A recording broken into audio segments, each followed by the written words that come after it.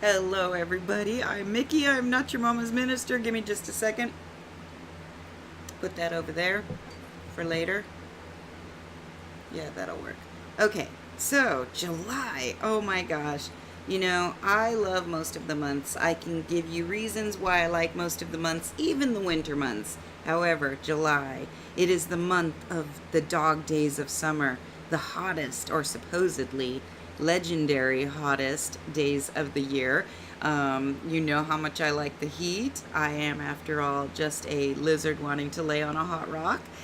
And let's see, named after Julius Caesar. And although I'm not a huge fan, I do sometimes work with him when I'm doing work for clients who are uh, in the military and things like that, or when they're wanting to do anything for military, police, anything like that. So this month, of course, is sacred to Julius Caesar. If you want to work with him as a folk saint, that's fantastic. He would love it. And he's kind of, you know, kind of an awesome spirit. He's a little bit arrogant and a little bit, Marlon Brando-ish. And speaking of Marlon Brando, today is his feast day, so that kind of works out well. But so anyway, let's talk about July. Other than the dog days of summer and how much I like the heat. Uh, Okay, so let's go ahead and start with the zodiac signs. The zodiac signs for this month are Cancer, and some of my favorite people in the world are Cancers. And Leos, oh my goodness, who doesn't love a Leo? And so, um, shit, I totally forgot what I was going to talk about next. Oh, yes, birthstones. Oh my gosh, that's another favorite thing about July for me. For me, rubies. Oh my goodness, I love rubies. First of all, they're red.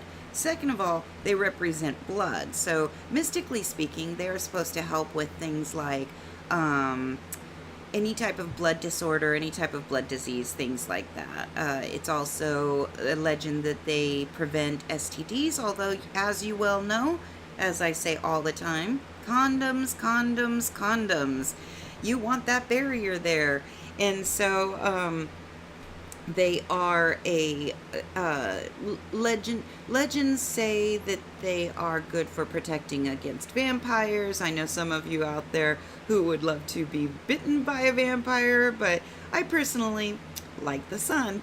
And so they are one of the gemstones that can be worn for protection against not just your mythical vampires, but also your psychic or psychological vampires. So those people who are kind of just draining the life out of you, and kind of suck the energy out of you.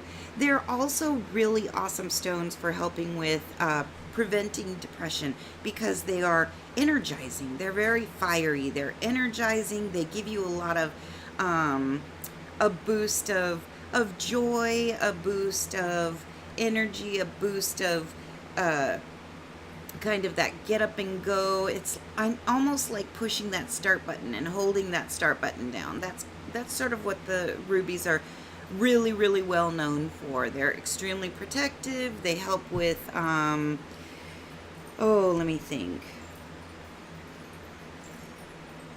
Oh, they help with, they're helpful for encouragement. So if you've got somebody who's kind of down in the dumps, which is really awesome because July's birth flowers are also helpful for joy and happiness. And I know right now, with the state of the world, we're all kind of suffering from that lack of joy or that kind of, down in the dumps feeling. And so this is a great month to either gift it to somebody or buy it for yourself if you're kind of needing a little bit of boost. I really like the energy of rubies for kind of being that cheerleader stone.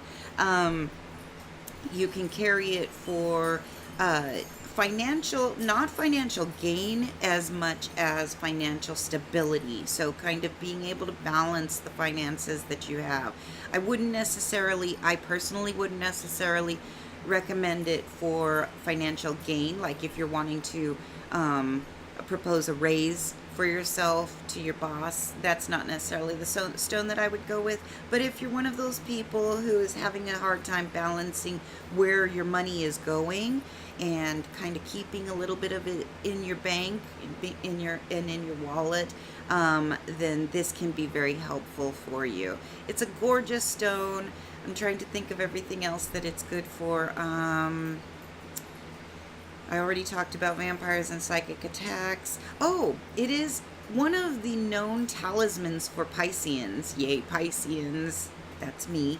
And so that's really funny because even though it's great for people born in July, it is also, and Cancers and Leos who are in the outside, the surrounding months as well. But it's also a great talisman for Pisceans. And so then its connection to any spirit world is Buddha and Krishna. I think that's the only one that I've known of. It is known for, in fact, it's known for being a very pricey and valuable stone. And the Bible even talks about in Job and Proverbs that wisdom and a noble wife are more valuable than a ruby. And that is absolutely correct. Let's hope that we don't put wisdom and a good wife below a fucking gemstone. Come on, let's use some common sense here. So, let's see here. What else? Anything else I can think of having to do with... It is one of the power stones, so it is one of those stones that have been used throughout history in things like shields and scepters and crowns and so forth. It's just an awesome, awesome stone. So if you can get your hands on a ruby, I know that I have a rough ruby rather than a tumbled ruby, just because, of course, I'm poor and don't have the money for an actual, like ruby necklace or something like that. But I have a rough ruby, and I tend to pull it out when I'm kind of feeling on the blue end, kind of down in the dumps. Let's see. Oh, and then, so that is one of my favorite stones, and it happens to be the birthstone for July babies. And then, one of my absolute favorite flowers is the delphinium. I love the delphinium. The delphinium is part of my floral tattoo that I'm still working on, but that's primarily because it's poisonous. The delphinium was named after dolphins, of course, based on the shape. People like to name things after what they recognize.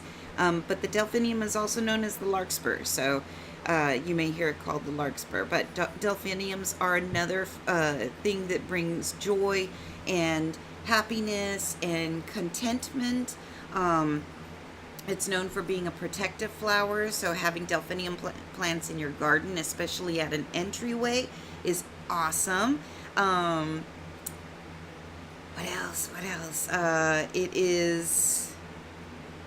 What does it represent? I think that the floral, like the Victorian floral meanings are dignity, renewal, like rebirth, and youth. So that's fantastic. Who doesn't love quite a bit of dignity? I wish that I had more dignity, but I don't. But delphinium's a really, really beautiful plant, beautiful flower. Fantastic to have in your garden. And again, something else that is used to battle depression. So if you've got your loved one that's kind of going through some mopies or blues, then go ahead and plant them a nice delphinium. Give them a potted plant of delphinium, or a painting of delphinium. That's always really nice. As I'm sure some of you know, I'm not big on cut flowers. I like them living rather than dead. Let's see, delphinium. And going, since we're talking about joy and we're talking about depression and things like that, let me just reiterate. If you are suffering from depression, if you're suffering from an overwhelming sadness that you don't seem to be able to shake, please contact somebody. Even if you don't have insurance, call a hotline.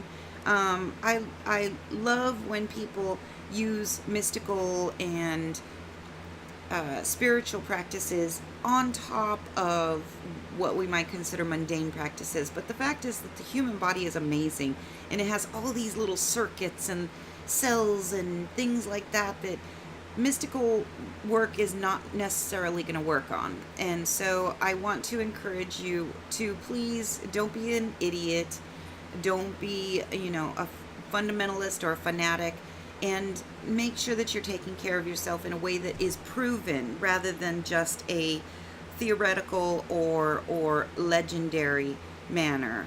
Even though I am a believer, that doesn't change the fact that my beliefs are a lot different than a lot of people that I know and love. And I absolutely feel that this is the energy work and the mystical work is used to boost what we already are doing in our real lives, reality.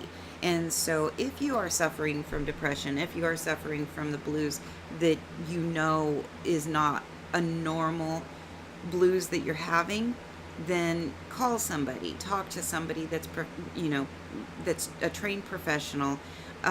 Don't expect a spiritual advisor or a spiritual teacher. I'm so fucking sick and tired of these ministers thinking that without a counseling degree or a